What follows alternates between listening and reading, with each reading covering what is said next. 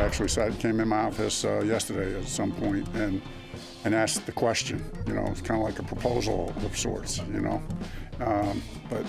I said yes. No, there is consensus, and we're excited. Who is it? We'll announce that Thursday at about 8 o'clock.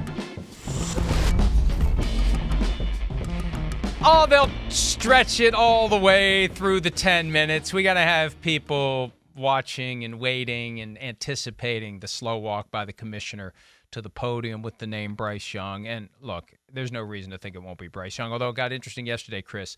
The Will Levis odds, and he's the favorite to be number 2 to the Texans. The odds were starting to improve for him to be the number 1 overall pick. He never eclipsed Bryce Young. Apparently, a Reddit post said that Will Levis was telling friends and family that the Panthers had told him he was going to be the number 1 pick. And then you know what happens. All the get-rich-quick crowd out there tries to make a little money, and they start dumping money on Will Levis, and that freaks out the sports books, and there went the odd from 50-1 to 5-1 to be the first overall pick. Still, Bryce Young was the overwhelming favorite, but it did get crazy yesterday. And I look at it this way, and this is a point you made a couple of weeks ago, when the odds shifted from C.J. Stroud to Bryce Young, and the evidence, the reports were coming out. The Panthers needed to get that out there so their fan base was ready. If they were pivoting from Bryce Young at this point, based on everything we've heard, everything we know, everything we've seen, there would be at least one report from someone that they're at least thinking about Will Levis. Right. There has been none of that. What Frank Reich said yesterday is all we need. It's Bryce Young, period. Because it would be the PR debacle of the century to pivot to Will Levis without letting anyone know ahead of time that there's even a chance things might change. Definitely. Especially with, listen, the concerns of Will Levis being out there and teams feeling those concerns and people like me in the media, talking about those type of concerns. Yeah, you want to make that move way earlier in the process, let alone, like we heard last week, the Panthers gave it away. I mean, Scott Fitterer gave it away. They already got this nutrition and workout plan to keep him healthy for the next 5 years. So they gave that away too. We know it's Bryce Young.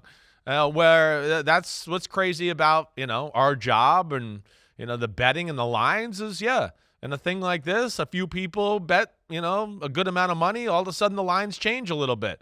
And in Vegas, for the most part, like we talked about last year, was spot on, with the draft. This year, I don't get the sense that I just think that things are a little more all over the place. I do. I get that sense even from teams that are in the top 10 or whatever. And there's just more variables that go into things this year. So I'll be interested when all's said and done to see how Vegas does as far as their prediction and who goes where in this draft. I mean, they were, for the most part, right at the top of the draft. Yeah, it got closer and closer. Although I still think back to Malik Willis being favored to be the first quarterback taken. He was the third quarterback taken, not in round 1, all the way in round 3. So, hey, it's imperfect information to say the least. You've got different people in the building who maybe know, people who don't know. You've talked about what the Patriots do, where nobody knows what's going on other than Bill Belichick and maybe one or two other people. I go all the way back to 2005, the Ronnie Brown year in Miami, Nick Saban's first year. He actually told members of the staff, front office and coaching staff, they were taking Braylon Edwards just to put false information out there, and then boom, they take Ronnie Brown just to do it, just because he could.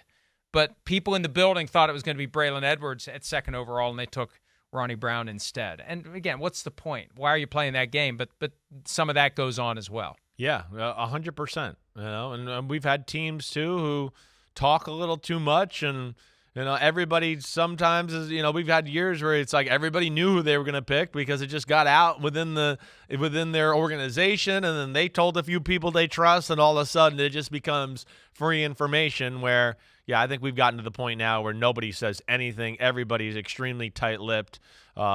For the most part, and we'll see. I know we have no surprise at number 1, but I think we're going to have lots of surprises in this top 10, and that's why I think it's going to be a lot of fun on Thursday night.